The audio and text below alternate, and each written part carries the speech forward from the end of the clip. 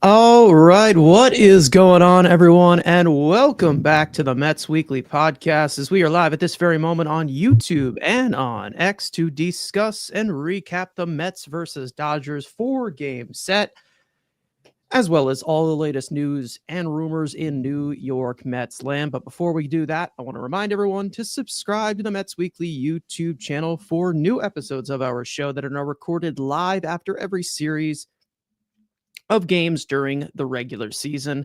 And for those of you watching or listening on playback, you want to join the conversation in the future, make sure to turn on those post notifications to know when we go live. For those of you in the live chat right now, we love reading your comments, your questions, your concerns, all that great stuff. You feel like you're being ignored. You're not being ignored, you're just being starred throughout the show. And we will try to pull up as many comments as we can to keep the flow of the conversation going. Make sure to follow Mets Weekly on X and on TikTok, which mainly features Frank's instant post-game reactions after every regular season game, titled The Mets Frankly Post-Game. For our audio listeners, make sure to follow us on all your favorite listening platforms to not miss the audio version of new episodes that go up at 9 a.m. the following day. Also, make sure to give us a 5-star review. That would be greatly appreciated. So without further ado, let's get into episode number 141. Plenty to discuss, obviously. Frank, I know that you did not get to see most of this series live. For those of you who follow us on TikTok, you know that I was filling in for 3 straight nights, which was definitely, I think that was the first time I've done that. So definitely it was a lot of late night recap, and sometimes into 1 o'clock in the morning, 2 o'clock in the morning, posting those in. So either way, it's a grind throughout this entire season, 162 games, as we all know. But Frank, you got to catch that last game, which was not the best. Didn't end great, but definitely a battle with the Dodgers that went wire to wire. So it was definitely entertaining. Can't not say that. There you go. Proper English. Yeah, I mean they played the Dodgers a lot in the span of a couple of weeks, and just like that, all their head-to-head matchups with the Dodgers are done, and they end up splitting this series. And the games they lost, it's by 1 run, and in these games they had leads, especially that last game. So, as far as how they match up with the Dodgers in this series, I mean they did a good job, but it's still not the full Dodgers quite yet. I mean, that's still the thing too, is that people want to be like, oh, well, the Mets are showing that they're really competitive against good teams and they have a good record against other teams with good records. But it's like, but then this is obviously a big if with the current state of the Dodgers having 15 pitchers on the injured list. But there is a scenario where you could face any of the combination of Ohtani, Snell, Glasnow, Yamamoto, Roki. Like you kind of didn't even see any of the Dodgers rotation. I mean, you saw like Dustin May, who was hurt last year. So it's just a totally different ballgame. We know how important pitching is. And like we've said, that's what kept the Mets in these games. I mean, that's why the Mets were super competitive, why they would take some game from the Dodgers, why they just had a good shot every time. It's because of good pitching. So once the Dodgers get some of, if not all of that back, I mean, they're going to be even tougher. So, I mean, I'm proud that the Mets still all in all split the series. That last game was very ugly. But I mean, just like the way these games are going extra innings, like a lot of these games so far have been extra innings games against the Dodgers. So it's just been super tight right now. It's been super competitive. But, overall, there were some good things in this series to be encouraged about, especially offensively. But then there were still some things that we didn't like. So we're going to address all of that. But overall, you know what? You'll kind of take a split, but it's frustrating when you really should have won it and you had a very good chance to sweep the whole thing. Yeah. One thing I will say about this series, the first 3 games of this series, I thought there was some really efficient offense. I thought they were playing some really good baseball. That final game, it started off great, and then it just kind of tampered off. We've seen the offense show up early and then just completely disappear. We've seen the offense show up late, and then pull something out of their ass by the seams of the high-end talent they have at the top of the lineup. But I think right now we're starting to see them of how the Mets and the Dodgers are kind of separated in this way. Now, for some of the side note for you guys who are anybody listening, there is a massive thunderstorm going on outside my window. I'm very close to a window, so if you guys hear that, I am not a devil rising from the ashes at all. Just letting you know. Not yet. But not yet. Not yet. I mean, I haven't said anything that makes me the devil yet. Just wait. But, you know, I think what really was shown in this series, yes, the Mets can compete with this Dodgers team. Can they come out on top? Who knows? But it really, really came to show, like in so many ways, that the difference between these two teams is their success with runners in scoring position. I think that at this point, the way that the Mets have lost these games, they were both by 1 run. And in those 2 games, they left colonies on base. The Dodgers came through. Even in that final game, the great Dodgers, their greatness rubbed off on our old friend Michael Conforto to finally come through. So the lineup, whether it was, you know, if it's deep or not, whether it was it's injured or not, the Dodgers have a really efficient offense. The Mets have very efficient pitching, and it clashed in this series, and it ended up being a 4-game split. I was confident after this series that I think that the Mets can compete with this team, but there still is a long ways to go to think that you can sustain to a point where you can compete with this team.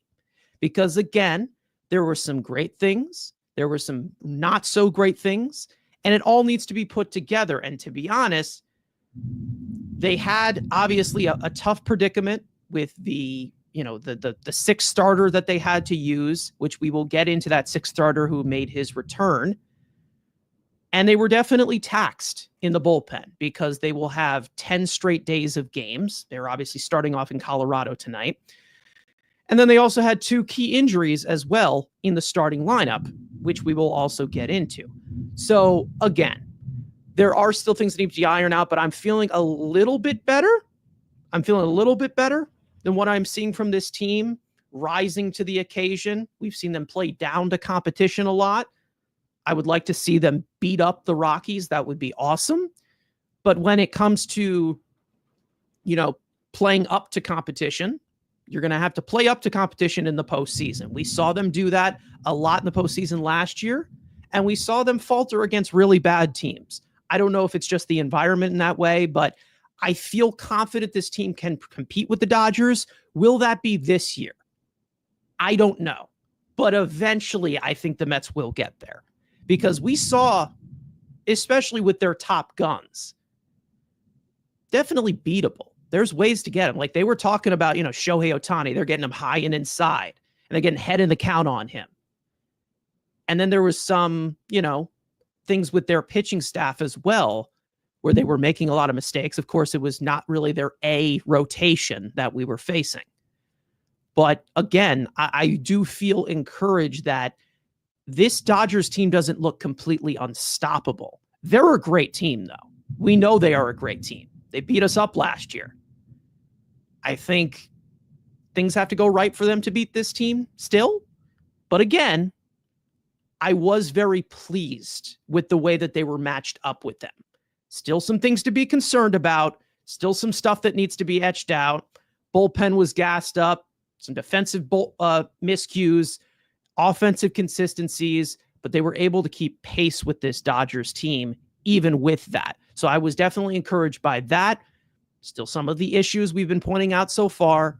But again, there are some things that they do need to iron out as of right now to continue this stretch. And they are going to be playing some teams that are not on the Dodgers level over this next week. And they should be taking care of it, hopefully taking 2 out of 3.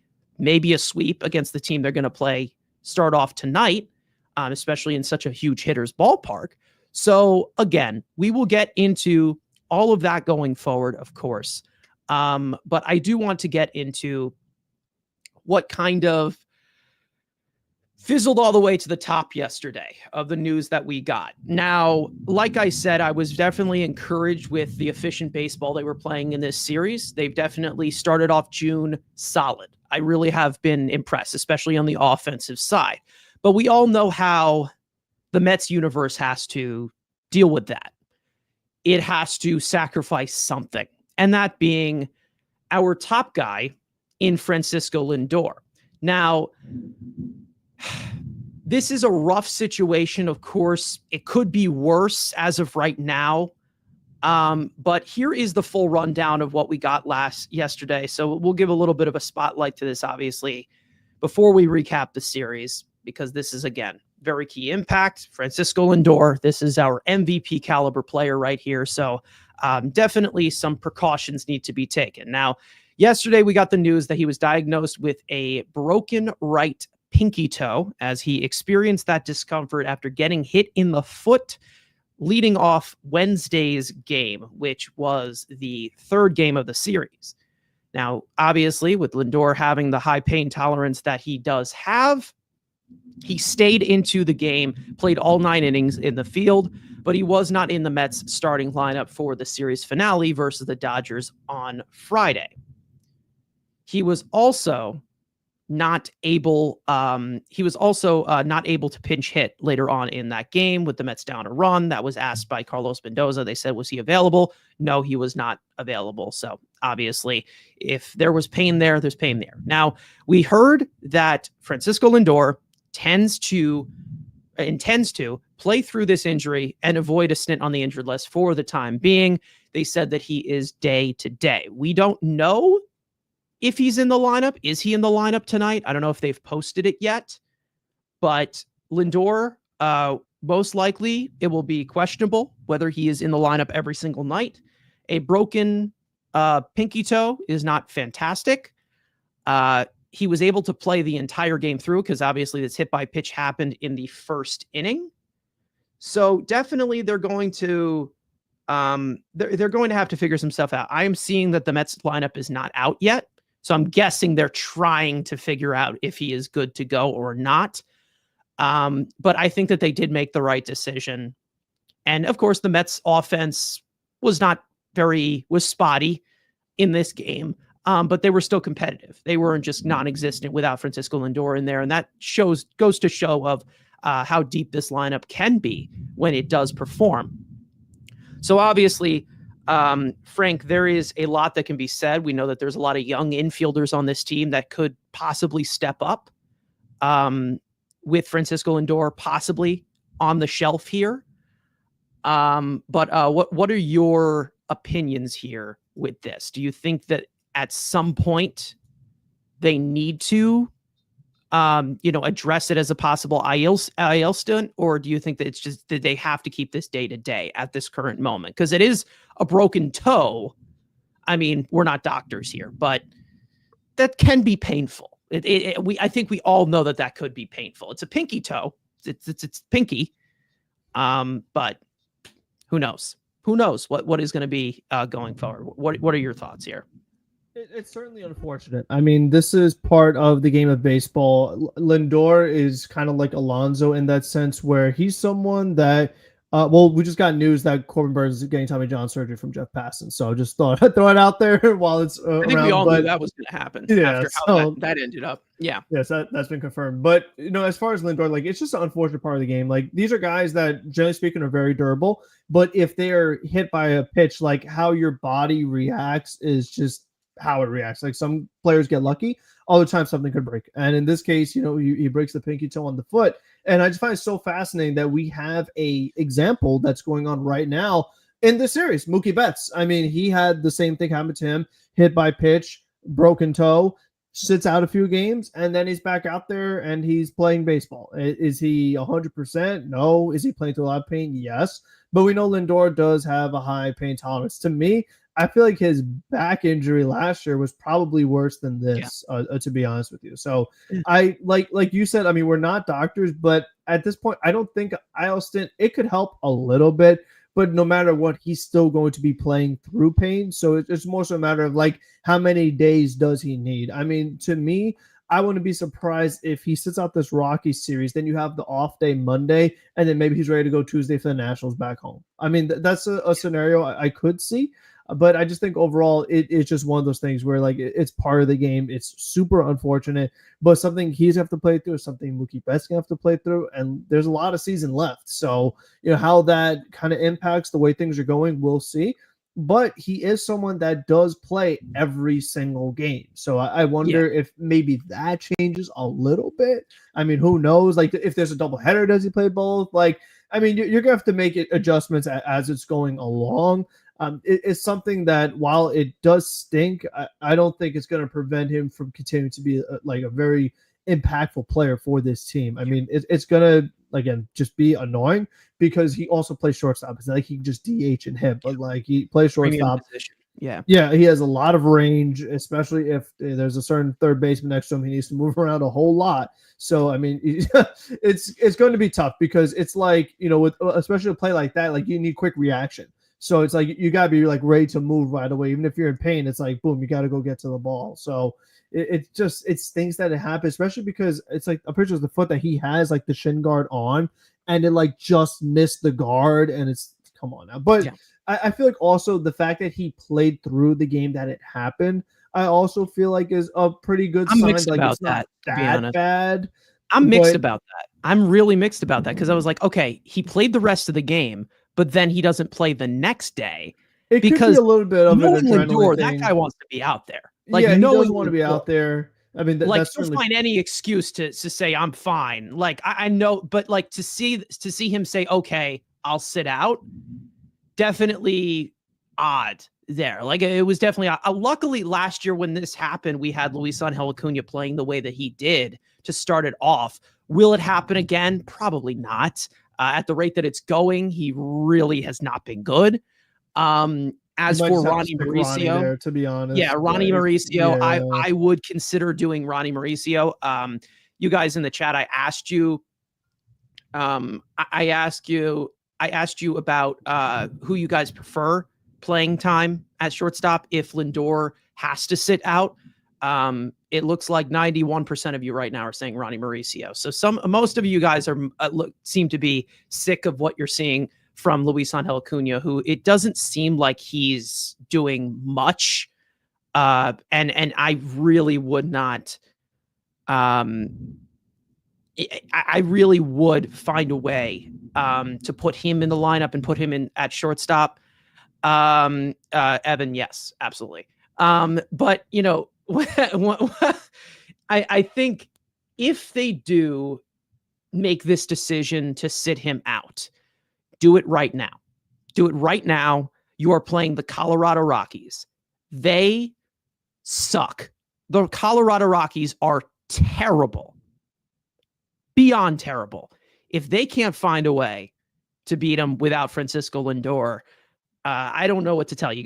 You got bigger problems. I understand Lindor is a catalyst there, but I also do think that you have another traditional leadoff hitter in Brandon Nimmo, who from the offensive standpoint can be the catalyst that he was before Francisco Lindor became the leadoff hitter and all of that. And yes, I know Brandon Nimmo's career is completely over to some Mets fans, but in the top part of the lineup, he's been pretty good offensively.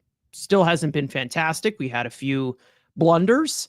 And I will say one thing about Brandon Nimmo being in the leadoff spot. I did originally have a segment about him in the batting order because we've had discussions about how it seems out of place with him. And I was going to talk about, some of the splits, and then it just got completely spurned by the Lindor news. So originally what I was going to say, obviously, is, Nimmo being the balanced hitter he was able to be before they put him in this cleanup position. I think that they're going to be okay with him at the top of the lineup if they need him to be at the top of the lineup. I know he homered yesterday at the leadoff spot. I think they'll be fine there. I think that the lineup's going to get a little bit shortened, obviously, because you don't know what you're going to get from some of these young guys. I'm pretty sure every single one of these young guys at the current moment Some small samples are not. All of them have been struggling this past week or two. Alvarez has not looked good. We've talked about Alvarez already. Beatty's starting to slow down a little bit, but he still is giving competitive ABs as compared to what he was doing before he got recalled. So that was it's at least encouraging. So he's at least fighting through it well. Acuna's been doing nothing. Ronnie has not looked great in those few plate appearances he has gotten so far. So we'll see how this all gets figured out. But if I don't see Lindor at all in this Colorado series, I'm fine with it. I'm okay with it. That's fine. They got to figure out a way to beat the Colorado Rockies. And if they can't do that, then you got an issue. They got a massive issue, especially when you have a few of these bats in this lineup who are red hot coming off of that Dodgers series. Pete Alonso, I'm looking at you, who was fantastic in LA. And we will get into that. But speaking of injuries, before we get into this full rundown, obviously we're going out of order here because we usually start off with the rundown. Frank, I will move it to you for the injury report of the other injury news that we had before this was all spurned. So Frank, the floor is yours. We're starting this one off early. Usually it's a little bit later, but hey, things change. All right, it's all yours. Yeah, I mean, these are the top stories. So first off, we got Mark Vientos. Mets infielder has been placed on the 10-day injury list due to a right hamstring strain. Vientos exited Monday night's game in the 10th inning after falling down on his way up the first base line trying to run out a ground ball. Mets manager Carlos Mendoza confirmed that the 25-year-old will receive treatment for the next 10 to 14 days until he's symptom-free. Sean Manaea, Mets starting pitcher, is set to begin his rehab assignment tomorrow night for High A Brooklyn, which I think is tonight, scheduled to toss 2 innings or 35 pitches. After throwing a live bullpen session earlier this week, Manaea continues to progress. The 33-year-old southpaw has been on the injury list since the beginning of spring training due to a right oblique strain. Frankie Montas, Mets starting pitcher, really struggled in his third rehab start for AAA Syracuse on Tuesday night, tossing 4 innings, giving up 8 hits, 5 runs, 1 walk, 3 strikeouts on 61 pitches. When asked about the outing, Mets manager stated that they do not know how many rehab outings he will need, but they will address the next step after the 20 days remaining of assignment conclude. The 32-year-old right-hander has been sidelined since the beginning of March due to a right lat strain. Brooks Raley, Mets reliever, has begun facing hitters after he completed 3 bullpen sessions over the past few weeks and is expected to begin live game action soon. Before re-signing with the Mets in late April, the 36-year-old side-slinging lefty underwent Tommy John surgery that included an internal brace procedure 12 months beforehand. Raley's new contract with the Mets includes a club option for 2026 worth $4.75 million. So, I mean, overall for Montas, that is pretty concerning. I know we talked about last episode that he didn't do good, and I was like, oh, don't worry. It's kind of like spring training. They're trying to figure stuff out.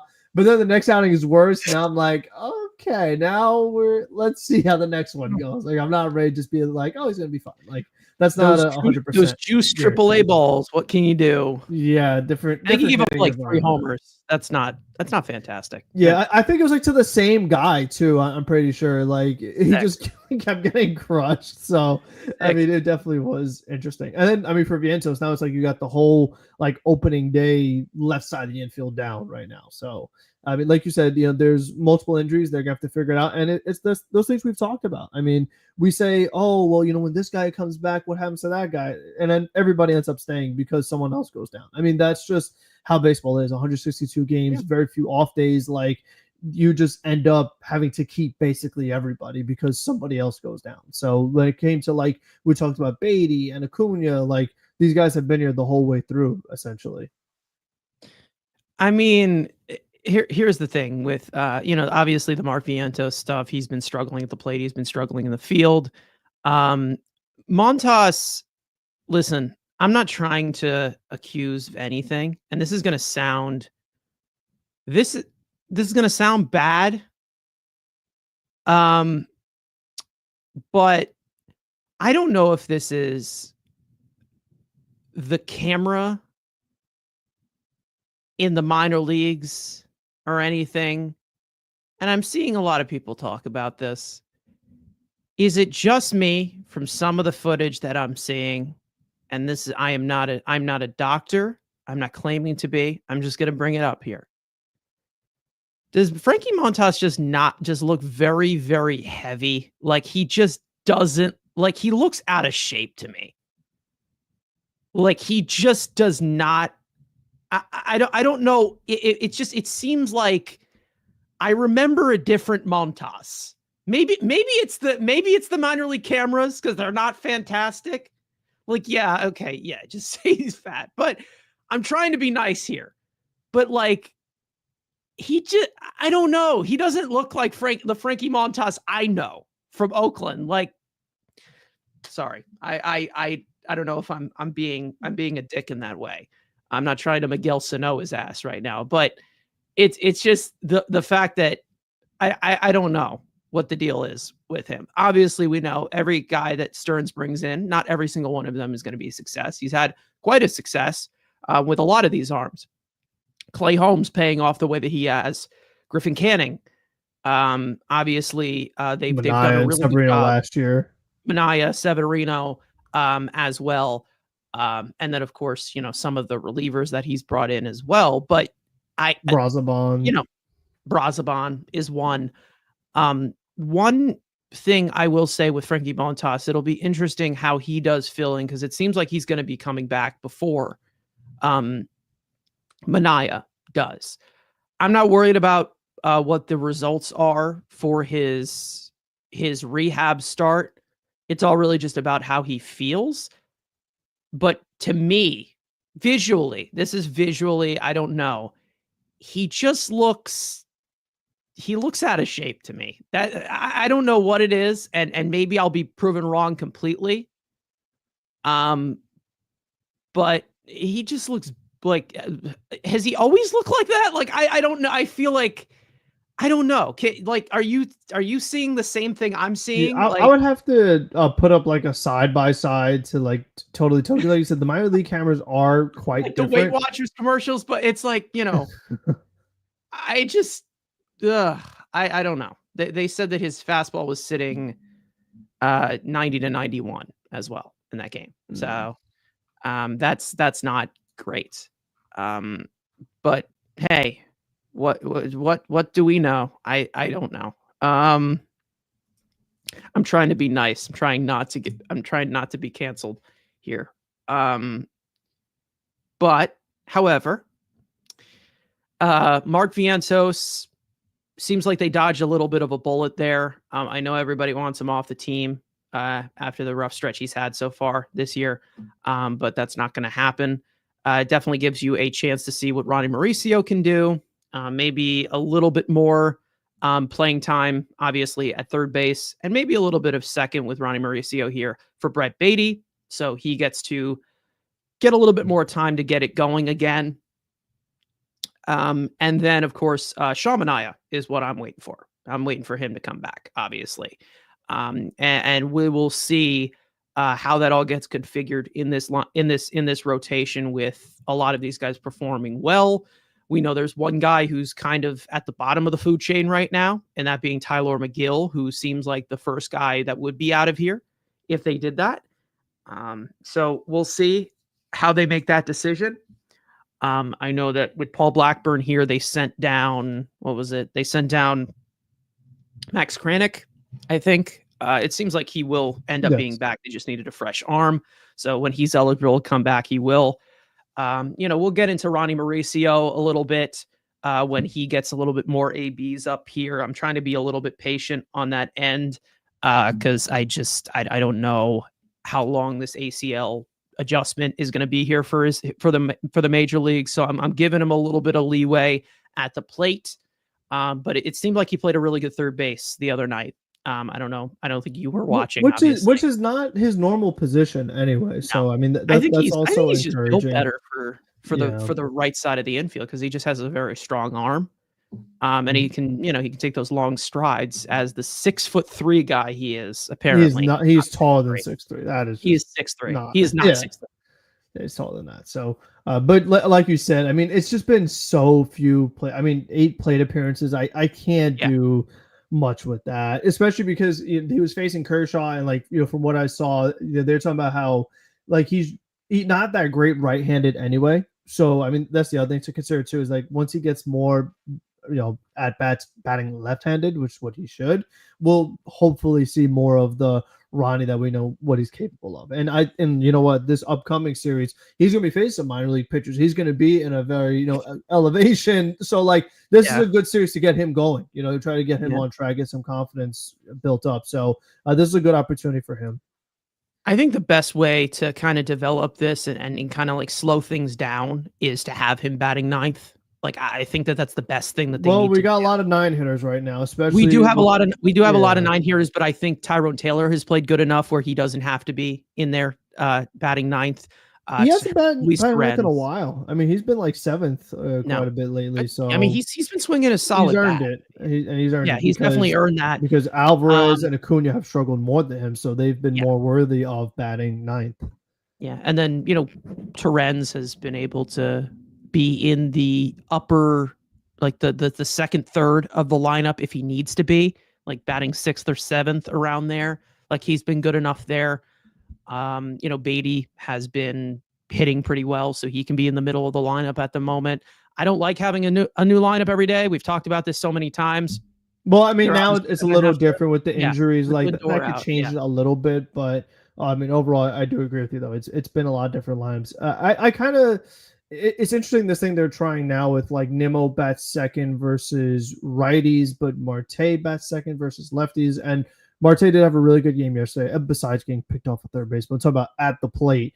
He yeah, definitely it was pulling the ball. I mean, that's something that he has not really done much yeah. of this season. So that was encouraging. He pulled one. He hit another extra base hit off the left field wall. So again, these are spots these guys are more accustomed to, a little more comfortable with. But we're talking about middle of the order. McNeil cannot be banged behind Alonso. I mean, he is just. I mean, the amount of opportunities that he had that he was squandering. I mean, just like with these everything you could do on pop up, strike out. Like I mean, he was just not advancing runners. Like it was just so brutal to Swinging watch. first pitch. He swinging first pitch. I'm pretty sure he was 0 for 3 with runner scoring position yesterday. And like that's the thing too is that the Mets left 13 guys on yesterday. The Dodgers left 6 on. So like they were winning for most of the game, but it's like you really should have had more if you're stranding 13. And even the game they lost when they played in Citi Field, that was actually a game where they also stranded a ton of runners. So it's like every game the Mets have lost to the Dodgers, it's been by one run. And in all these games, they left a ton of guys on base. So I mean, that's just and McNeil is batting fifth tonight according to the chat. So I mean, Oh, sick. there you go. Jeez, Awesome. they are. Oh my gosh. Lovely. No, this is what they do all the time. That's the kind of their thing.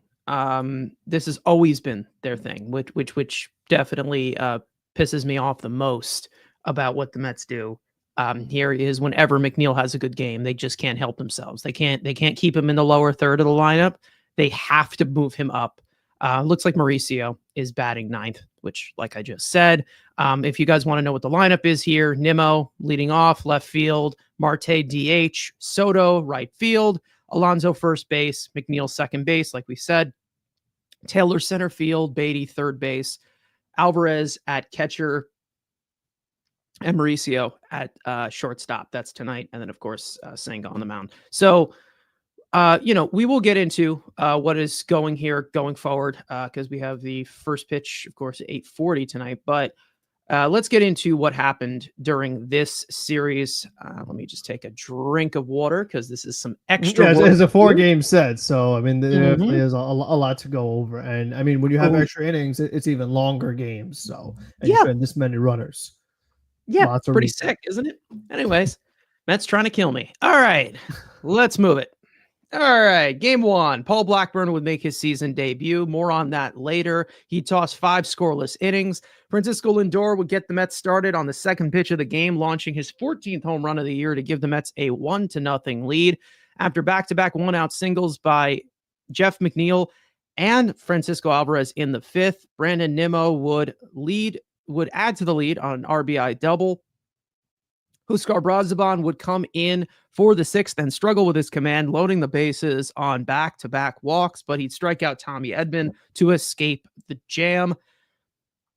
Max Granick would get the second, and he'd surrender a towering blast to right field off the bat of Shohei Ohtani. That would cut the Mets' lead in half. Ryan Stanek would come on for the eighth and toss a scoreless inning on a couple of loud fly balls, However, Edwin Diaz would bid for the save in the ninth, and he'd surrender a leadoff single to Tommy Edman, who would easily steal second, obviously with Diaz's struggles to hold runners.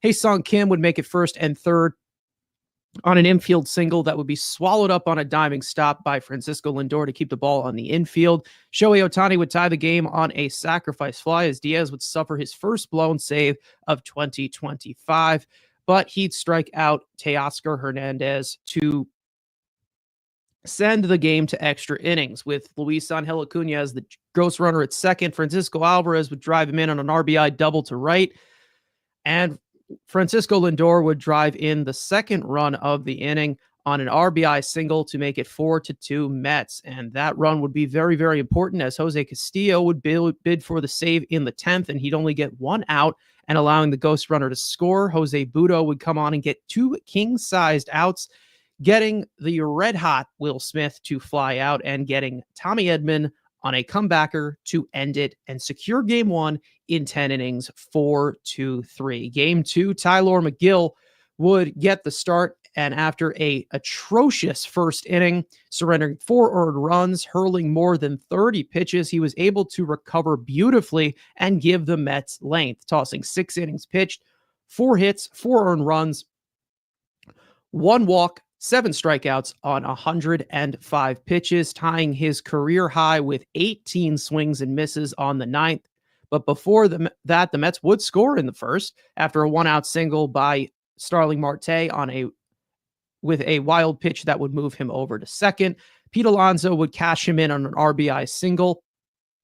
But down 4-1 in the third, Juan Soto would blast his 11th home run of the year to make it a 1-run ball game in the fifth after a 1-out walk to Lindor and Marte reaching on a fielding error by Max Muncy.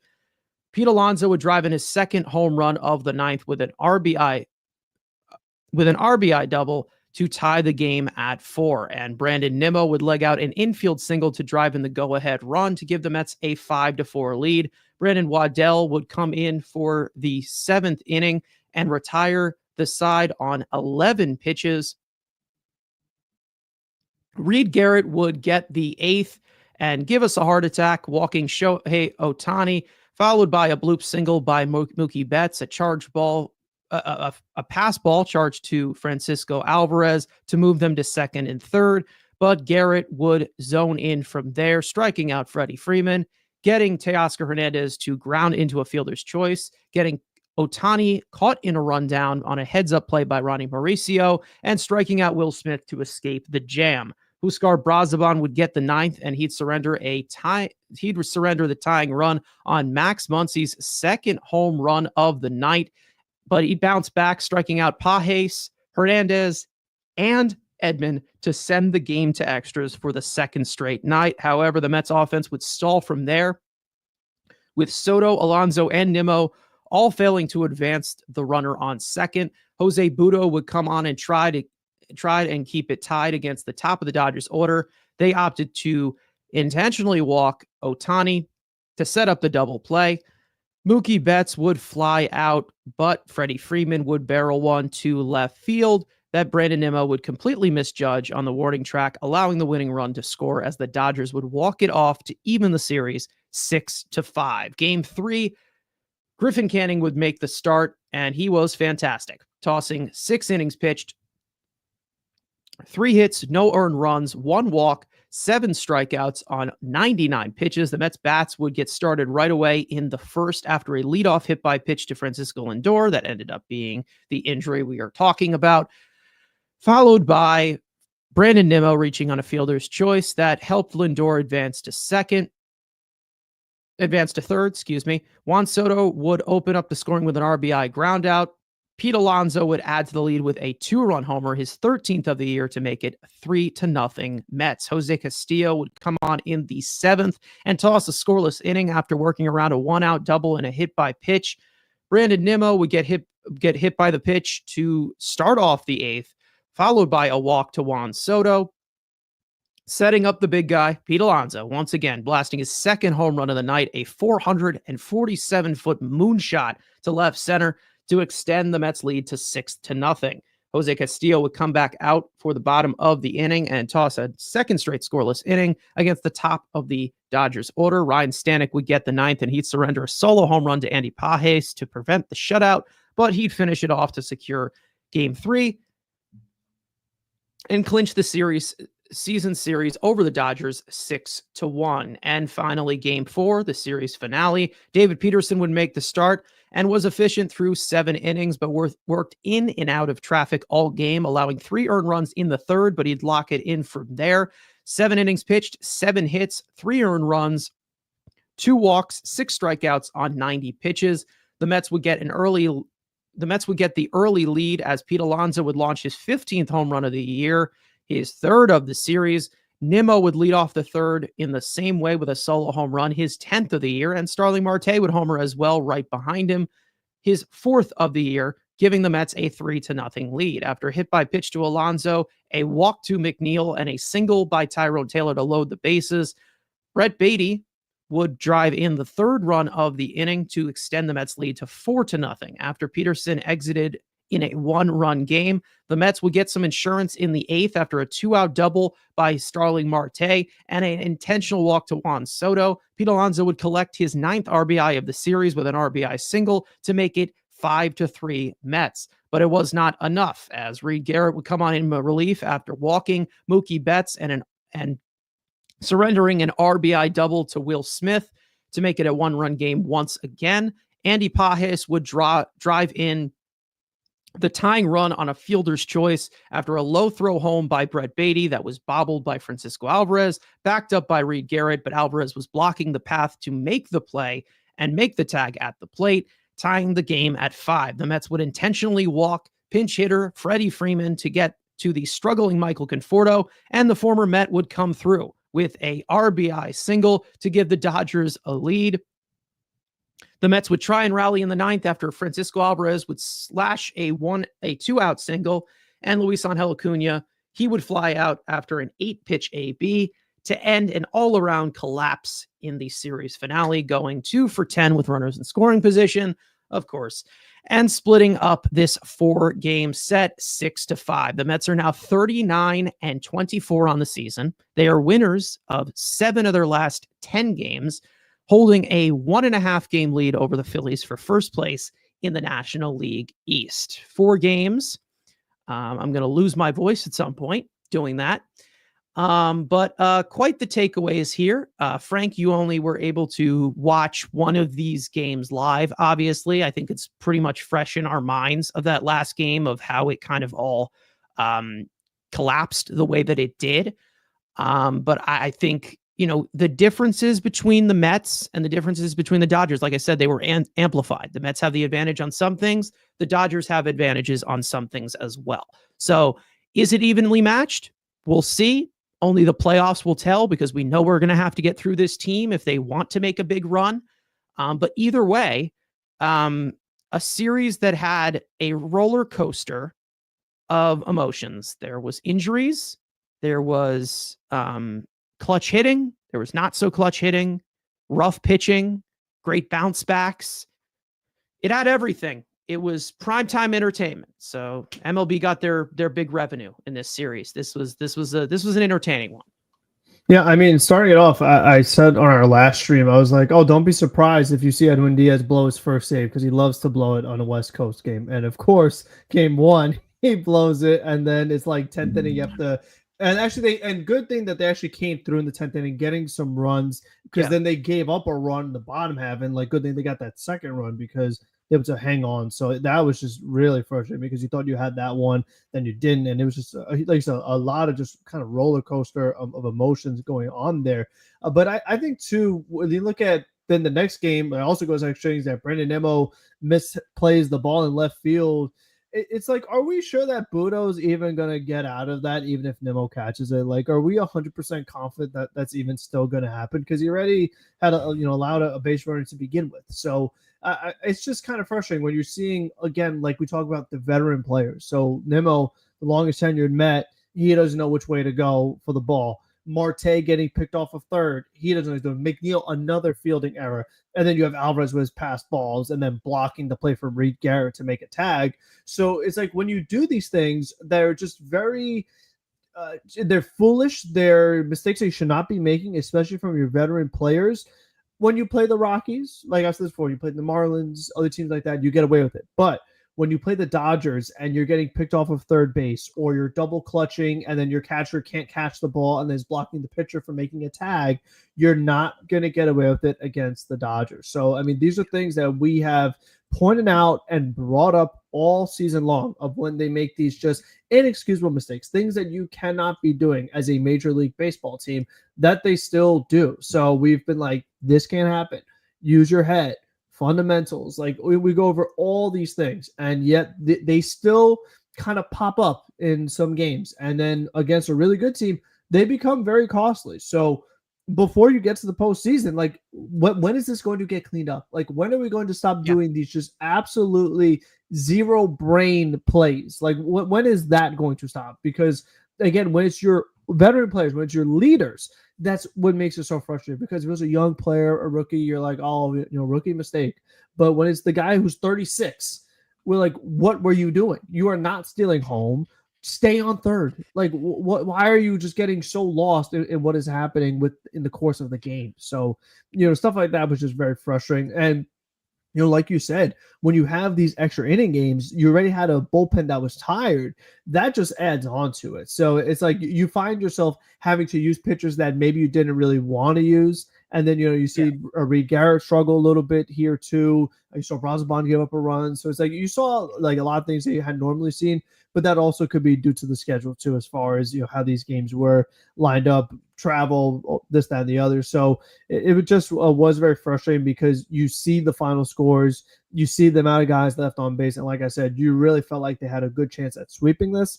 It didn't happen. And, I mean, and it's interesting because how this goes in a potential rematch, we'll see. But I just think overall, like, there was some frustrating aspects about it. I mean, it was great to see Pete do really well, hitting all those home runs. Soto, he's been working on his throwing, and he has a special colored baseball, and he could flip water bottles really good. So but he had a big, I'm just messing around. He did have a big hit in this series too. I mean, it was the game the Mets lost, not yesterday, the one before that, in extra innings. So at least he had a big home run as well. But still, it's just like there were some encouraging things like, oh, we saw Marte hit a home run, and we're seeing Nemo hit a home run. So it's like you feel good, like, oh, finally, here's this power that this team is capable of, yet you're still losing the game. So that definitely was just not the way you want to end it. Like, this really could have been a series they won, felt really good about it, and then they just totally melted down at the end. Yeah, I mean, it just came to show, who's going to prevail. Like, one team that has one issue, the other one does. We know that the Dodgers are a lot more injured than us, but I think that the difference between them right now is hitting with runners in scoring position. We've talked about this already, and it's very, very evident to this. That was their 10th one-run loss of the year, right there. They are 13-10 in one-run games. And it does make you think that it's like, okay, half of those games they probably should have won, especially with, I'm sure that half of those one-run losses were when they left in a colony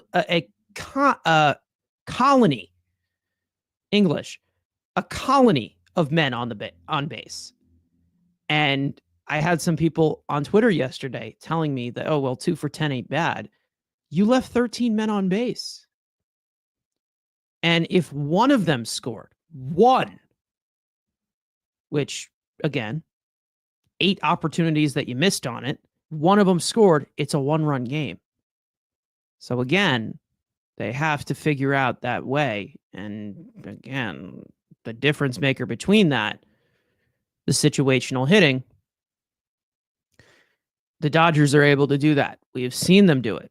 They've struggled a little bit because our pitching's been great. They've struggled against us with runners in scoring position because they were struggling just as much with runners in scoring position in that extra inning game that went 13 innings. But, however, they're going to have to find a way to figure it out. They're going to have to be consistent. I thought that the offense this year has been very consistent at being awful situationally. I think that in this series, they were inconsistent. I thought they were efficient at some points and not efficient at some points. That's how they're starting off June. It's better to be inefficiently good than than consistently bad. Better. That's better. But there still is a lot that needs to improve. And I'm hoping, which it hasn't really happened recently when they get to Colorado, that they actually have like an entire explosion of runs in one of these games. I hope that they do. It would be nice. It seems like these last few years when they went to Colorado, they really weren't hitting that much. Didn't seem like it. And we all know how to win in Colorado actually just exists, to be honest, because the Rockies stink.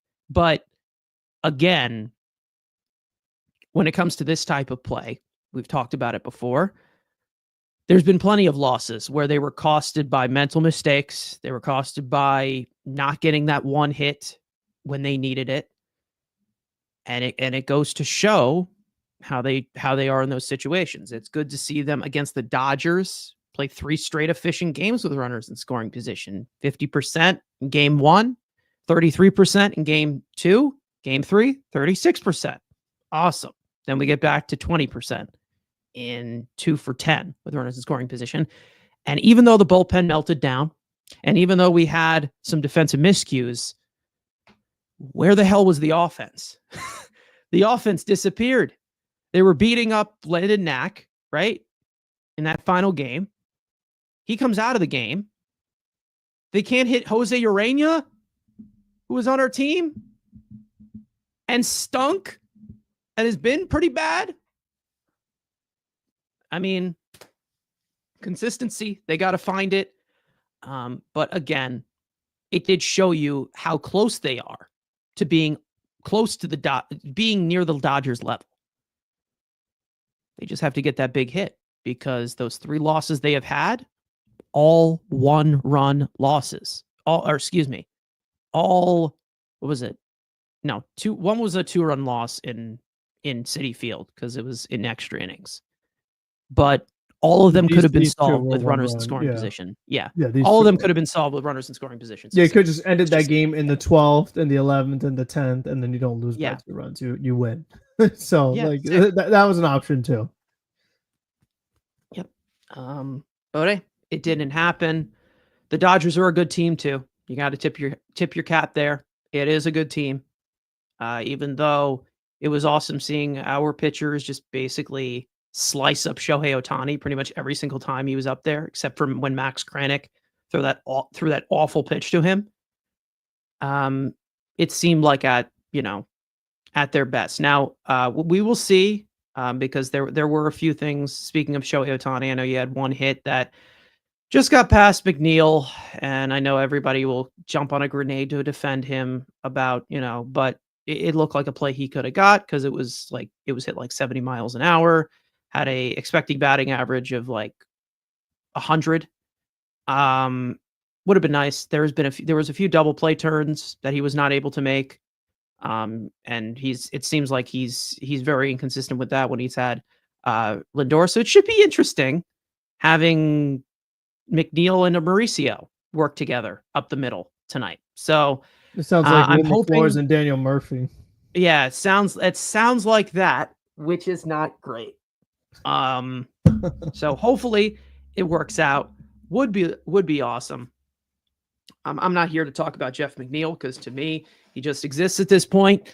And we'll talk about it when we need to talk about it.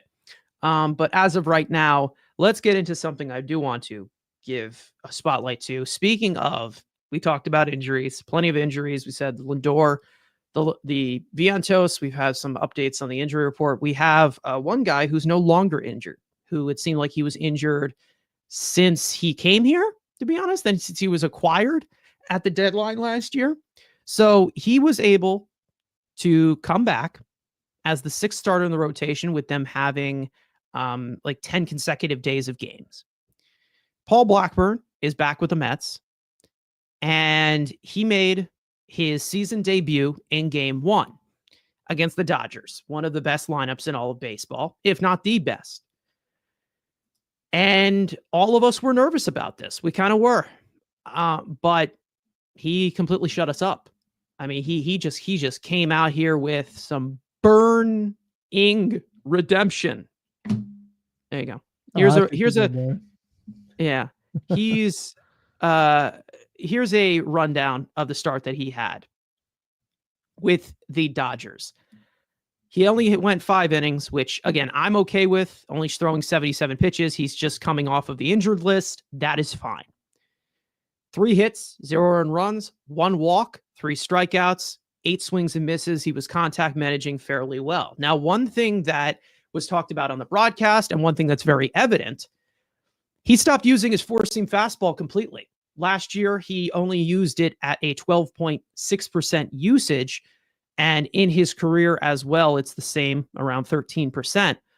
We also saw him, apparently he's lowered his arm angle as well for a little bit more of this deception. Seems like there's more of an east to west thing. It's obviously with him prioritizing that cutter from 50-degree arm angle all the way down to 32-degree arm angle. So definitely a different look from him. He got a decent amount of chases as well. His slider looked fairly sharp. He was getting some good, he was getting some good contact on that sinker as well. And it seems like the cutter has become a solid weapon for him to left-handed hitters as compared to what it was at moments. Now, obviously, he is not designed not really lined up to make a start again with him being the 6th starter. We didn't know what his role was going to be. Carlos Mendoza ended up confirming it, saying that he is going to move to the bullpen. We will see what that means for Max Kranick. It probably is the fact that Max Kranick, I think, needs to wait a certain amount of time before he can be recalled from. Yes, there's like you have to wait a certain amount of days. So there's probably the thought of that, of saying, okay, for the meantime, instead of Kranick, we're going to have Blackburn there. Now, I think we all had a sour taste in our mouths from Paul Blackburn when he first came here last year. He wasn't looking fantastic, got injured again, and then had surgery, got injured again. So there was a lot of, as the Jewish community my family's Jewish would call shvilkus with this guy, but he's back. And he made a really good first impression for 2025. We'll see what his role is going to be. But Frank, obviously, you weren't able to see this game. We can't emphasize enough. You were in bed, snoozing away. I saw the first 2 innings. You saw the first few innings. Maybe this one. I don't know which one it was. He struck out Shohei Ohtani twice. Yes, I saw at least one of those. Yes. I mean, it looked sharp, very sharp. It was the best I think we've seen Paul Blackburn in a Mets uniform. Not much of a sample to work from because he's been so hurt. But again, a very, very good outing against a very, very good team. And I think we were all really kind of worried about it. We were like, okay, this is a death sentence because of what we were hearing from his health and his consistency recently. But he passed the first test with flying colors. It was great. Great outing for him. I mean, he definitely exceeded expectations, but I mean, little did we know that they were going to make all these adjustments that you listed, being more cutter heavy, ditching the 4-seam fastball, changing the arm angle. Were the Dodgers prepared for that? I mean, because I'm sure they had their own little scouting report, and then they're seeing new pitches that they weren't expecting, or pitches that they were expecting were not being thrown, coming from a different arm angle. So, I mean, it's just hopefully a different guy out there, and this is supposed to be what David Stearns and the pitching lab is all about. Trying to make the most out of undervalued assets and turn them into much better players. And that's something that they've done. And it seems like they're targeting Oakland, which, look at Severino's numbers right now. I know it's a hitter's ballpark, but they might be onto something there. You know what I mean? It feels like, going after players that were not totally successful with the Athletics and then make them successful. Sean Manaea, another one. Not the worst idea in the world with how they've been run. I mean, they're in a really bad spot right now. So it doesn't surprise me that him leaving that organization that does not want to invest the resources to have these facilities for the players for player development compared to the Mets who have one of the better ones in the pitching department, it doesn't surprise me if you see like some big changes in performance. So I think it was very encouraging, keeping the ball on the ground, just like you said, not walking batters. Like he just looked like a totally different guy out there. And I hope it's not going to sustain to the 0 ERA, but to be for your sixth starter. And really, I mean, with Manaea down, with Montas down, he's really like your eighth starter almost. Yes. So, I mean, to see that kind of performance from him is really good. I mean, because we've seen plenty other Mets make spot starts nowhere near as good as this. And for me, I'm totally okay with him staying in the bullpen because he's a true long man. I mean, he's someone that you actually could, leave out there 3 innings, 4 innings, 5 innings. Like when you do have a rain delay and the game stops in the second inning or third inning, and you don't want to just totally lose your bullpen because there was rain. Like, no, you just put Blackburn out there and you still get to save a few arms. So, I mean, there is a lot of value to still having him on the roster. If anything, I'd probably send down a Waddell, and then if you wanted to call up Kranick back up. I know he's like the only lefty, but they're not really using him in the traditional lefty situations anyway. They had the opportunity to yesterday with Freeman intentionally walk, then could forward at the plate. You had the lefty in the bullpen, but Reed Gary, like he's been so good, you felt like that was the matchup. Like Reed should be able to handle that. So like you could get more value out of Kranick than you are with Waddell because he's not even being used as a traditional lefty. He's more of like a long man himself.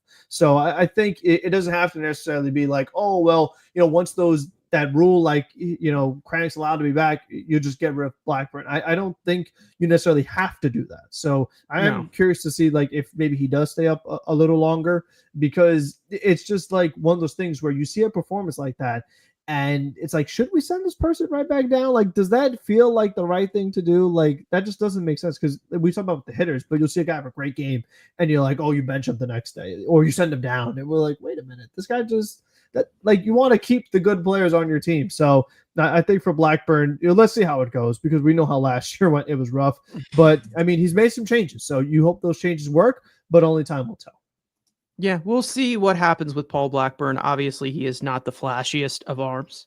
We know that he's, the low 90s guy here. It looks like he's got a little bit of extra run on the sinker now, too. So we'll see what the deal is with that against right-handed hitters. But again, it's all really just about what the deal is going to be with the pitching staff once Montas and Manaea come back. We'll see what happens there. But him ditching the fastball, very, very interesting. Seems like a lot more of his secondaries were more of the effective pieces to him. So I feel like they found a way to piece things together with his arsenal. Lowering the arm angle, that's fine. Awesome. A little bit more of a different look. That's cool. But, again, very great, very good performance from him.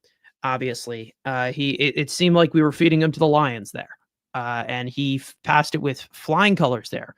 I don't expect him to, be a world beater and be fantastic. I just need him to keep us in the game. He kept us in the game, was nearly spotless, and he looked great. It was a good outing from him, and it just shows you maybe it's another option that this team has of pitching depth that can help them piece these things together when they are not hitting the way that they are. And he also was getting a decent amount of ground balls as well. He was able to make pitches. That was it. I don't think he's very flashy. I think that he's an arm that exists that can be at the major league level, and they are going to figure it out in that way. But we will see what happens. The only disadvantage that you have right now is this is now his 4th day of rest. So he's going to need maybe one more, and then he's good to go for the long relief. So he was probably in the bullpen technically, obviously, because he was the 6th starter, and they couldn't use him. So they were down a man for the rest of the series. So that was probably another reason as to why they were trying to piece things with putting Reed Garrett in there and this, because they knew that the workload was going to be a little bit bigger for more of their higher guys there. But I think it's something that they will monitor of having a good problem to have because of where do we put this guy? Where do we have these roster transactions? It's a good problem as compared to what we had a few years ago, where we're like, okay, well, we have this one pitcher. Let's drive him into the ground and kill him. So it's a lot better to have options like this, even some that aren't completely flashy, but they can give you a contribution in a pinch. We've seen Justin Hagenman have a few outings out there. Waddell has been out there eating some innings. They have put even they've had Huascar Braziban start a few times as well as an opener. So it was great to see. We'll see what happens with some of the young guys in the system or whatever. But however, when it comes to Blackburn and some of these other pieces, I do think that we have a chance, and I talked about this before even the season started, but he ended up getting hurt. I did think that, before the injuries came in and they had quantity in this rotation, I really, really thought that we were going to get a possibility where he has a Trevor Williams type of a walk year. That was 2022 for Trevor Williams. This is his walk year. Blackburn's going to be a free agent at the end of this year. So if he shows his worth as a spot starter, as a long reliever, in the way that something like Trevor Williams did, he's going to get a decent amount of money on the free agent market. Will it be from the Mets? Probably not, but we'll see. We'll see what it's going to be there. And he if we can get those solid performances from him where he keeps us in the game, whether it's out of the bullpen or not, you get long relief, takes a lot of pressure off this starting rotation that's been carrying a lot of the load. Guys like David Peterson, guys like Clay Holmes, guys like Griffin Canning, the way, obviously the way that they're kind of doing the kid gloves to start out the year with Senga. Someone's going to have to eat these innings. And if you have an extra long man in there, can't go wrong. And it's been one of the main reasons as to why this team has been able to sustain with the pitching of the not so flashy weapons that they have as of right now, and also shorthanded the way that they are without Montas, Manaea, and also missing Blackburn. But now you have Blackburn back. It's like a trade deadline acquisition, as we like to say. But we'll see how they configure this. Obviously, it's one start, but obviously adjustments were made for him to get better results while he was also rehabbing. So that was great to see. He progressed a lot, and hopefully this continues and we continue to have gumdrops and rainbows from this pitching staff, because they have been very, very impressive all year. Some ding-ups, but overall, very, very solid. A lot of depth on display from David Stearns making the decisions, and obviously we expect that with his expertise being the pitching like it was in Milwaukee. Either way, Blackburn had a great performance, but let's get into some more great performances and bad performances, studs and duds. We had a long series. Again, like we said, very eventful, very entertaining series, very trading jabs, let's just say that, with the Dodgers getting a 4-game split. One player that was good in this series that we want to give flowers to, one that was not so much. Frank, I will swing it over to you. Your stud for this 4-game set. Yeah, I mean, it has to be Pete Alonso. I mean, it was really nice to see all the home runs he had been hitting, because that's something that we've been talking about. That overall, he's been having a good season, but not the power that we're accustomed to when it comes to Alonso. But I mean, he was going to right field. I mean, like you mentioned, that one of the ones he hit was just way, way gone. So I mean, it was some no doubter power in there too. But it's just being a guy that comes through with men on base. That's something he's done all season. And it's something that they've needed for him to do with how much they have struggled as a team with men in scoring positions. So to have at least one guy in the middle of the order that's consistently done really well at that has definitely been a big help. We've talked a little bit about, who's going to be behind Alonso, how this lineup is being constructed, but it seems like Alonso hasn't skipped a beat, whether he's batting third or he's batting fourth. He looks completely locked in. And this was one of the best series I've seen him have. Like we said, 9 runs batted in, 3 home runs. He is now 1 away from tying David Wright on the Mets all-time list. Will Pete Alonso pass Strawberry before the All-Star break? Who knows? Could it happen? Maybe. At the pace we're going, it's possible.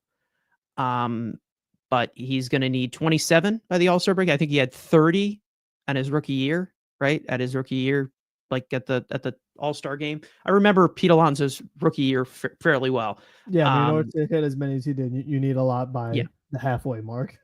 Yeah, he is. He's at 15 right now, so he's 12 away, and the All-Star break is a month.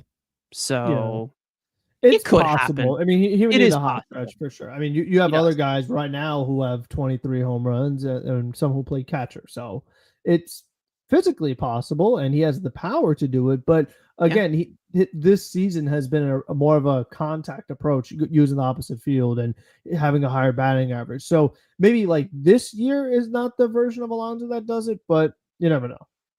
Yeah, who knows? I mean, he's seemed to have a little bit of a power stretch this last week. He has a chance to maybe get 3 or 4 in this series if he wants to, with the ballpark they're playing. But it always seems like the Mets, they win at Coors Field, but they always seem to like not disappoint and not put up, these like 12-run performances that you should against a awful Rockies pitching staff. Either way, my stud, we just talked about him. Paul Blackburn, again, setting the tone for this series in the first game of this 4-game set. We didn't know what to expect, and he kept us in the game. 5 scoreless innings, great return. Completely, I think it shocked a lot of people. They were like, okay, did we underestimate this guy? Maybe we did. I mean, he's facing a Dodgers lineup that's really, really good. So, I mean, it was a great performance by him. Once again, another great option, like we said. But onto the dud area here. Frank, you got one to throw here, throw into the fire after their performance? I mean, it was a weird game, but I'm gonna go with McGill. I just felt like he really put the Mets in a hole early. Like it was like right away the Mets are down a few runs, and you're like, oh my gosh, here we go. I mean, how far is this guy gonna go? Luckily, he did settle in and he got them the 6 innings, but still, I mean, this is now. It just feels like ever since April ended, we've been talking about this McGill. It's like 4 runs, and it's just like when you have an offense. Yeah, when you have an offense that's inconsistent like this one is, if your starter gives up 4 runs and you have a tax bullpen, like you already know that it's going to be tough to pull that off. So I just felt like right away he kind of took out a lot of momentum. I mean, luckily the Mets did make a comeback. They had the lead. They ended up losing the game, but I just felt like overall that's not the way you want. A starter, you don't want them to start off a game that way. Yeah. Really rough inning, that first inning. Some of the pitch sequencing was so awful, but then he clicked and he brought it on. But I don't blame you for saying that, only because it's kind of been a rough stretch for him since the end of April. So it just continuing to see it snowball the way that they did. Good to see him recover against a good Dodgers lineup the way that he did. But again, it was not the best of outings for him, but it's whatever. This is a good Dodgers lineup. We know it is. But for my dud, I am going to go with my guy over here who at the plate, he's looked good recently, but it sealed the deal in that second game, which was that fly ball to left field. Brandon Nimmo, what was that? What was that? That was awful. He had a few rough routes as well in left field. The reason why I'm putting him here is pretty much the defense, which has been solid in left field before the series started. But we still are seeing some blunders out there, and we've seen quite a few from Brandon Nimmo. But I'm going to put Nimmo there because it did. I mean, technically it cost them a game. Plenty of other culprits, but that was bad because he was standing on the warning track, and it just fell right in front of him, and he just completely misjudged it. Things that just should not happen. And defensive miscues, both of these games, like we said, with runners in scoring position, that was something that, we threw a wrench into because they needed to do better with that. And that was the main reason as they've lost these games to the Dodgers. But if you talk about defensive miscues, game 4, they also had a defensive miscue that really impacted the result of this game. Same went in game 2, where Brandon Nimmo just, I don't know what happened there. He just completely misjudged it. And stuff like that can't happen. It's unacceptable. But, we'll see how they again, these things need to be cleaned up. We've said it already. And, it has to be, a little bit more fluent in that way. I'm not worried about it long term at all, because I think he's best suited in left field. But we will see, we will see how this gets configured. Like we said, the top part of the lineup with Nimmo, most likely will have a little bit more of an impact with Lindor being out of the lineup, maybe for the entire series. That's something I would recommend. Either way, let's get into this upcoming series, which is going to be starting in a few hours as we are recording this, and that being the Mets versus the Rockies. Now, the Mets just played the Rockies at Citi Field, and now they are going to play them in Colorado. This is fantastic scheduling that just is very, very lazy, in my opinion, but probably you think that, like, if the team just faced them, they would maybe like travel with them, and you know what I mean. So it's like the same difference, but like a home and home, like they do in basketball. Yeah. So like if you're gonna face them in a few days anyway, might as well just like travel with them. I don't know. That's just me.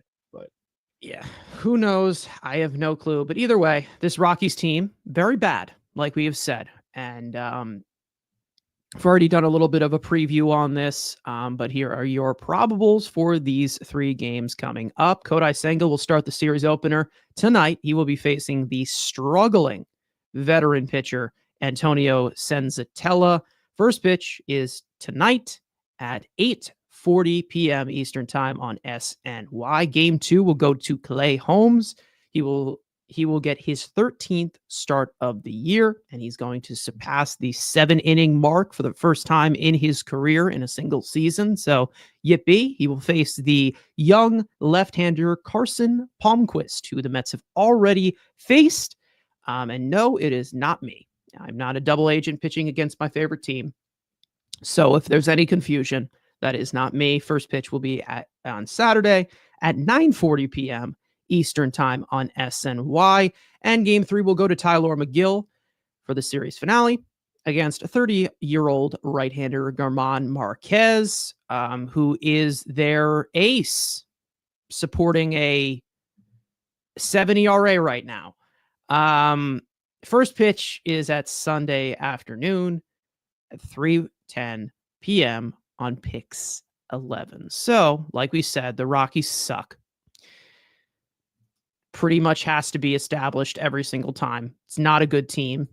Not trolling or going after Rockies fans at all. I think they know this team is terrible.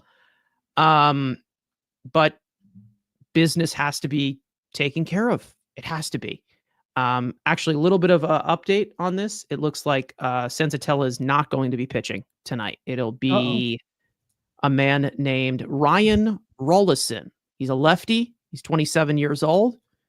to dominate. He's making his first start, I think, of his entire career tonight, which he's played in the bullpen. So he's a rookie. So it will be Ryan Rollison. So that's a late substitution, it looks like, because it was lined up on the MLB app as Senzatella, but I guess it's not going to be. I guess they're just moving him across. So he is a late addition to the plans, which means he's going to toss 8 scoreless tonight. Either way, there is one key injury, Frank, if you want to get into that the Rockies have that will not be in this series. It's Tovar, right? Because Yes, Tovar he's a talented young player. One of the very few ones they got. One of the very few, and he is going on the injured list. So definitely a big hit to their lineup, obviously, with the Rockies competing for the World Series. I'm sorry. This is rude. This is just catching strays for no reason. I know. Sorry, Rockies fans. If you're watching or listening, my apologies. Either way, Going into this series, like we've said, nothing less than a sweep. To be honest, they got to do it. They have to. You're in Coors Field. Offense has got to break out whether you have Lindor or not. But either way, just keep it rolling. We need to keep the June times rolling. Let's say that so far they have played some solid baseball in June. Let's continue to improve. Let's show this Rockies team that we are in a completely different tier than them. Yeah, be sick.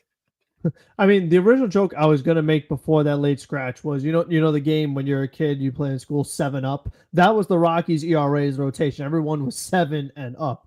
Yeah. But for Rolison, he actually did face the Mets May 31st. He threw 2 scoreless innings, so maybe that was why they did the late scratch. They're like, oh well, and that's the thing too, is that all of his outings have been like 2 innings to 2 1/3. So this could be more of like an opener kind of thing. Maybe Could be. We'll see. But I just thought that was interesting that the Mets have seen him before. Did not do well. He walked Calvaris, gave up a hit, but of course they stranded those runners because they tend to do that. But so to your point, they swept them last time. They need to do it again. The Rockies just swept the Marlins. Their most recent update. Ryan Rolison will be an opener for Antonio Senzatella tonight. Oh, so I'm going to guess that since he's struggling, they're going to take him out from the top of the order, which makes sense because obviously team, like that does make sense. I mean, Nimmo's probably at the top, Soto's at the top, so you get those lefties right away, and you try to get Antonio into like a little more of a easy path. But I mean, just overall, like we said, they swept them last time, do it again. But the Rockies have won. They won their last 3 games. They swept the Marlins, who I mean, right now the Marlins are only 3 games up on the Rockies because the Marlins have was it 23 wins and the Rockies have like. What I know it's less than that. Never mind. But yeah, Rocks have 12 wins, so forget that. They made it a little more competitive, I guess. Between the Rockies and Marlins, they're closing the gap a little bit there. So it's just when a team is 12 and 50, like we said, you really should take advantage of it. I mean, you're in Coors Field. This is a great opportunity, like we said, for Mauricio in particular. Maybe some other guys, Soto again, like try to get a little more confidence here, get some good swings. You would really like to see that against his team. So just do what you did last week. Take care of business. Sweep them again. You kind of have to, right? Yeah. I mean, obviously, Senzatella has been struggling, so that makes sense that they give him an opener. I wouldn't want to face 5-hole Jeff McNeil either. Like, that's very, very intimidating. So glad to see them making adjustments. It would be funny if the Mets did like a reverse, like they just like changed their lineup and they put the lefties to like lower in the lineup, and then like because if the Rockies made a late switch, why can't we make a late switch? So I mean that would be like a nice counter. So so that would mean that with Senzatella, so Ronnie will most likely be batting left-handed by the time he comes in to the game. One would hope, unless Rolison has like a low pitch count, they keep him out there a little longer. Yeah. I mean, who knows?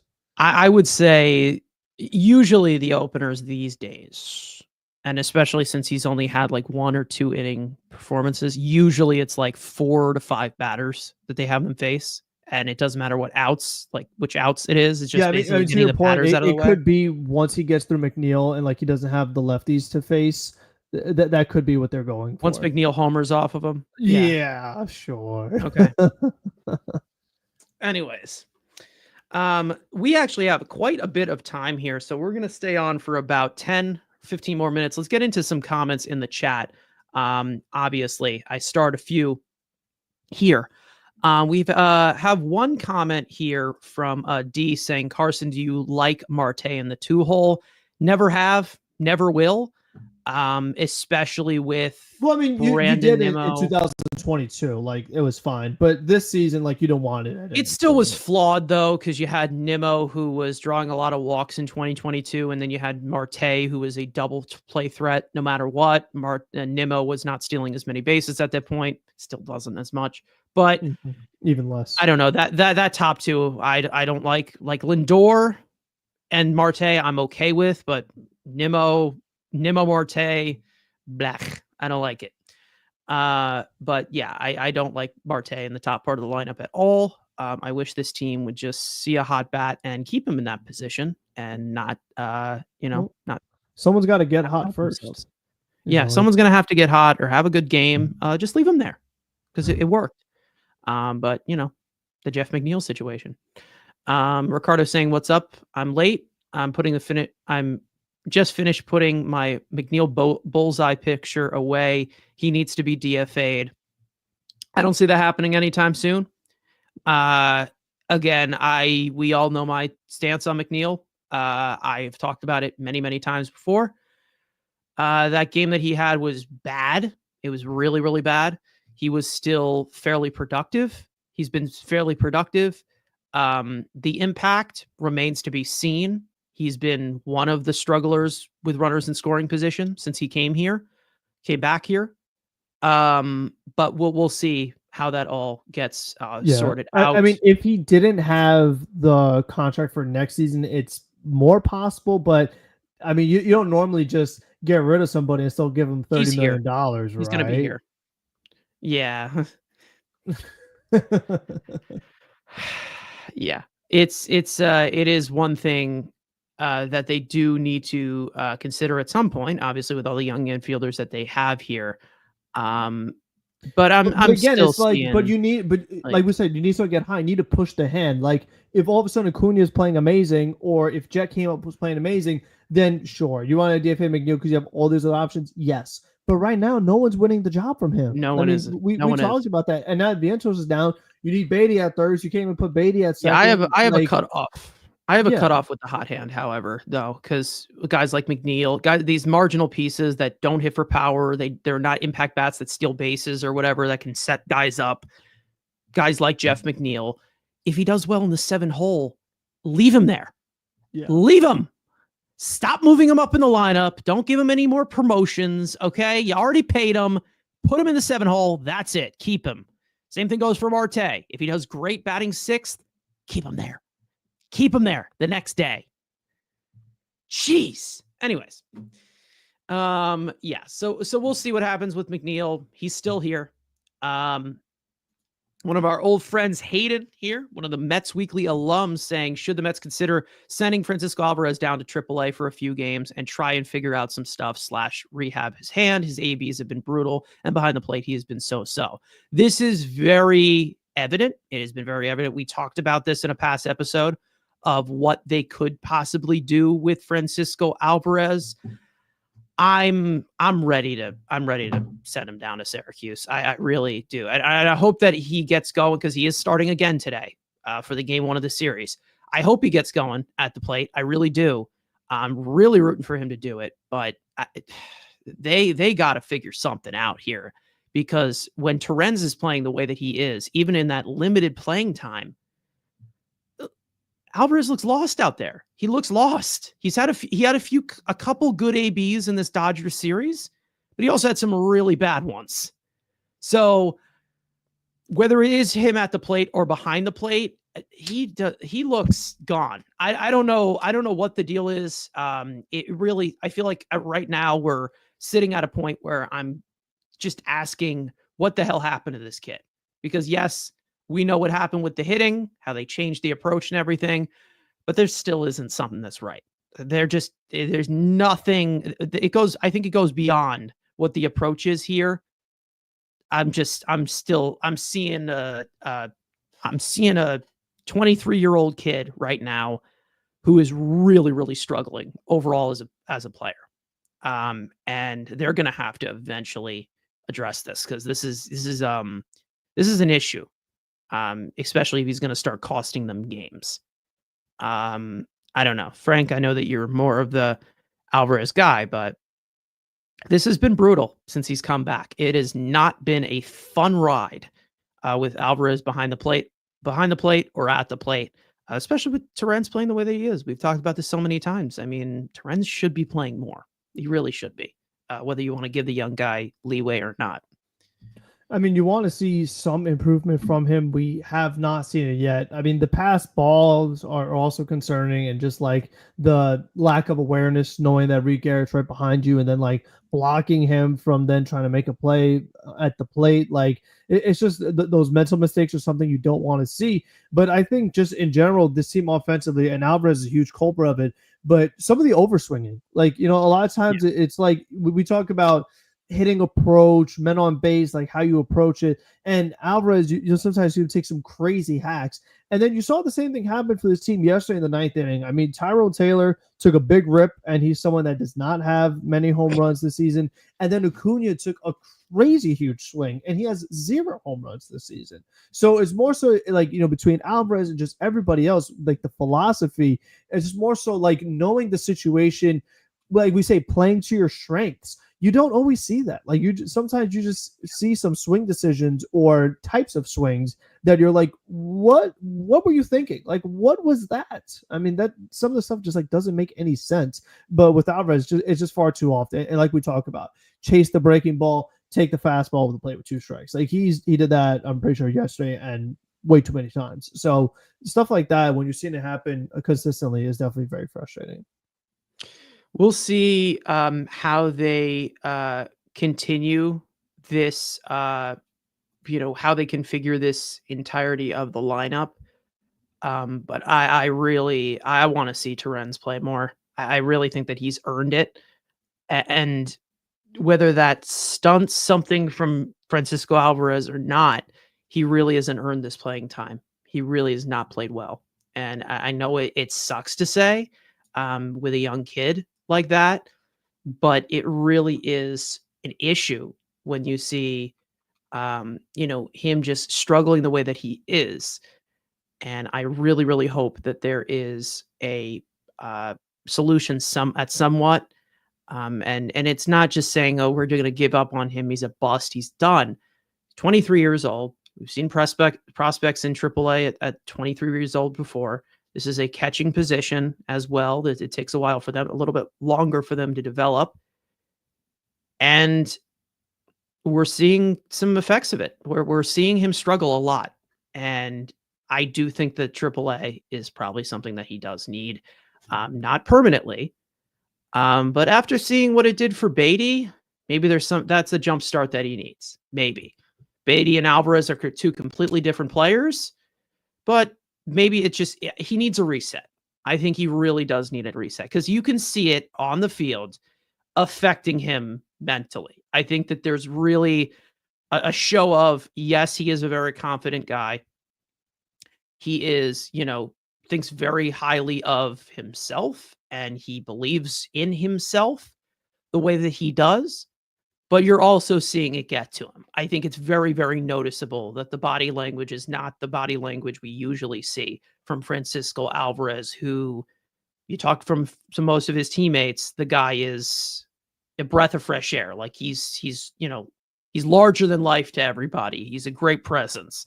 All the pitchers love throwing to him. Like we hear all that stuff about him as such a great young player that he has developed into.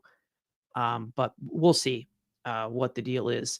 And also we're seeing pitchers pitch a little bit better with Torrens behind the plate too. So I feel like if you're talking about hot hands or not, Torrens is that hot hand you got to put in there for a majority of the play. And I do think that Hayden Senger probably should come up here for a week or 2, and Alvarez should get some reps in AAA. Unless something clicks a little bit in these next week or 2, I'm ready to say again. Okay, I mean, same thing for him. Coors Field, great opportunity to get it going. It'd be nice to see him hit another home run. I mean, it really would be nice. Would be sick. Would be awesome. I'm rooting for him to do it. But at the moment, if this keeps going the way that it is, I think Syracuse is something that they need to consider for him. Just to get his get something reset. I'm not giving up on him. I'm not calling him a bust. I'm not calling him a completely overhyped prospect as he was. I just think that he needs some time to refresh here. And I know people talk about the injuries that he has had, but that also can do things to your mental health as well for him. The overall mental makeup. It's a rough position to play, catching. And I want to see him succeed because we know how good he could be. He's shown how good he is. But we will see how they configure this, if they're just going to let him play through it. But he's really struggling out there. It's very, very evident. And speaking of some other playing times and things, D also asking how many innings do we think Senga goes Tonight, I think that if he locates well, he probably should go 9 innings, right? I mean, to be honest, I mean, this Colorado Rockies team, we saw them. They chase a lot. They really chase a lot. They're awful with runners in scoring position. One of the few teams that are worse than the Mets so far this year, runners in scoring position. I think the innings total, whatever happens with Senga tonight is whatever. I think what innings do we get out of him all season is more of the question you have to ask. But again, this is a Rockies lineup that is out without Ezekiel Tovar right now. I mean, who is considered their best hitter right now? Is it McMahon? No, I I mean, guess McMahon's been bad. I mean, McMahon's maybe been like bad. Toglia has been bad. maybe back, maybe. Yeah. But I mean, the thing for Jeez. Senga, I mean, to watch is that he had a couple starts to roll the first inning home runs. He did it his last start against Colorado. So, Coors Field, if Senga starts to give some long balls, it is something to watch. I'm curious to see like how aggressive he is this first inning, try to not have another home run. Did he start ever at Coors Field? Has he ever done that so far? Oh, he had to have. Maybe not. I'd have to look at if he did in a couple years ago, because obviously it wasn't last year. But it was 2020. I would have to take a look at the game log to see if he pitched there. Because if he has, it might be, maybe we're seeing. But again, the Rockies are even worse. I mean, they weren't good that year, but they're even worse now. So they stink. Yeah, they're really. It's. It's embarrassing how bad they are. It's like no matter what you're. Yeah. No, it looks like so he did not. I'm curious. There. Yeah. Okay. No. So I am curious because again, he is, came over from Japan, obviously. Has he pitched at high altitude yet? I don't know. Let me see. Because sometimes guys don't respond well from that. He pitched in Arizona one time. I mean, that has pretty high altitude elevation. I think he was indoors though, right? Oh, that start with the roof might have been closed. It could have been. So I mean, he gave a home run that start, but I don't know. I'm not a weatherman, so not weatherman. You have your own weather to deal with right now. Yeah, I don't know. Yeah, who knows?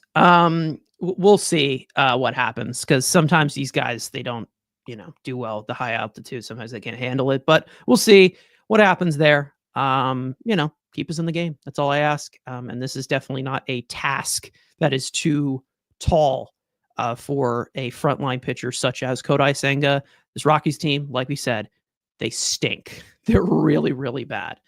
Either way, another comment from Ricardo that I can put in here. Griffin Canning needs a little bit more credit than he is getting. He has been a complete surprise. Yeah, I mean, across from that start against the White Sox where he just completely didn't have it. Great bounce back against the Dodgers. Great outing for him. He's been really good. And it has been very, very impressive. Frank, I know, we've talked about this, the way that we did before the season began. I mean, he was one of the worst pitchers in all of baseball last year. And to see him transform into what he's doing right now on a 1-year deal for like, what is it? 4.3 million, $4.25 million. Yep.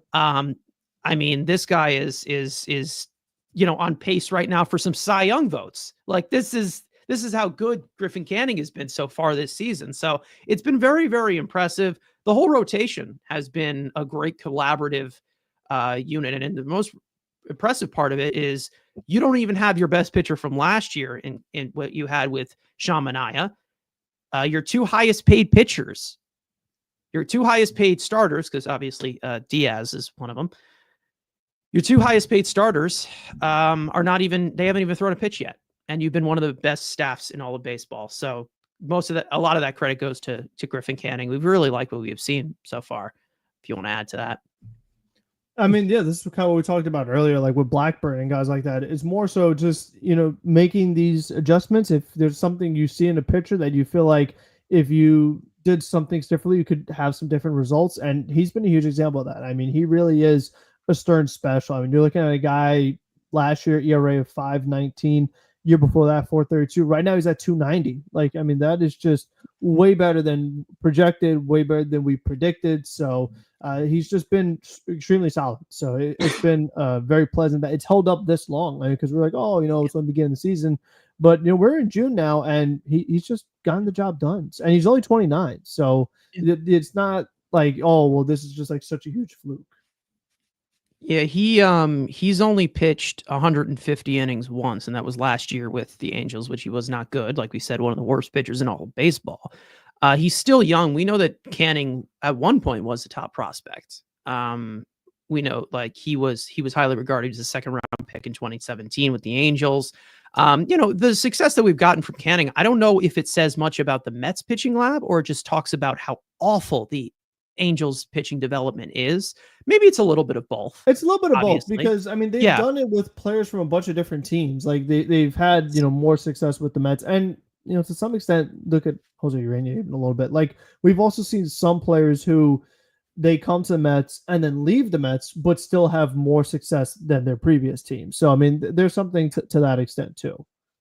Yeah, it does show. We're starting to be on the right side of those stories. No more of the the situations of the Zach Wheelers doing well somewhere else, or the Seth Lugos doing well somewhere else. Which this rotation probably would be even better with them in this rotation, but they let them go. So either way, other than that, I think we're going to wrap it up right here. Obviously, we have a game in about 2 hours. Mets are in Colorado. Start off a series with the Rockies, and then they will go back home for DC.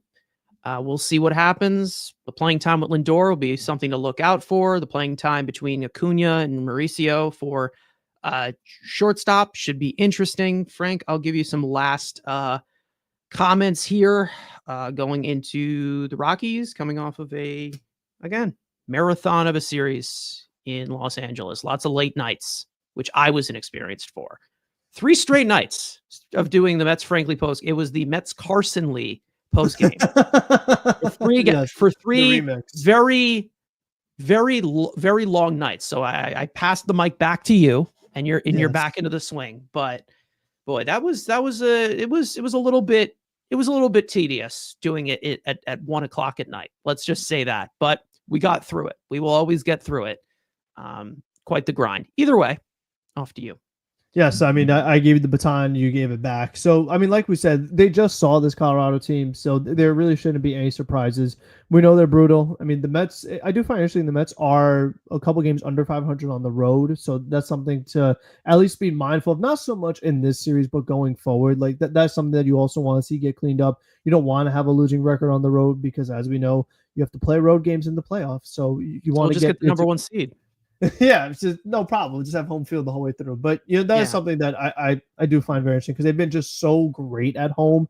To see them be a couple games below 500 on the road is just really not something you want to see. But I mean, June 6th, this is actually the date in 2011 when the Mets drafted Brandon Nimmo. So maybe Brandon Nimmo could reward them with a big game. He's been good in Colorado. We know like the local connection. He's from the It could be a big game for him. That would be nice. I hope so. From the leadoff spot, his original home. There's a lot of connections there. He does. Let's see.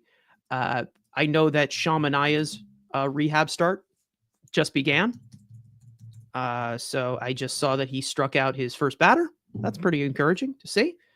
Let's see. I do want to give a little bit of an update on that, of course. But we also have some, other things, of course, going forward. A few comments to make, even though it kind of doesn't fit well right now with, him getting the RBI hit. Okay. Yes, I know we've had these discussions before about Michael Conforto.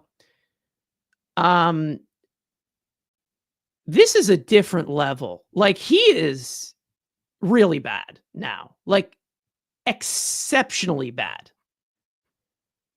And the one thing that I really noticed from this series, that guy's right arm is cooked. That guy is like, he can't make a throw at all. Like, he really can't. Like, he was lollipopping. Like, they were accurate, not strong at all. Like, he was lollipopping a lot of throws.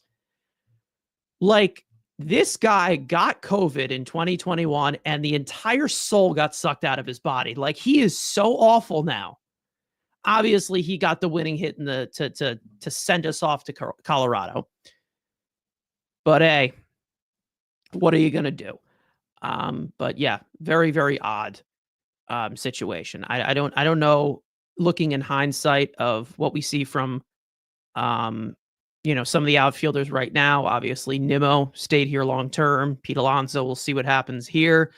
McNeil is signed through 2026. And he was kind of like that fourth piece to the core in 2019. And he's kind of just completely tampered off, and it's so odd seeing him in a Dodger uniform, to be honest.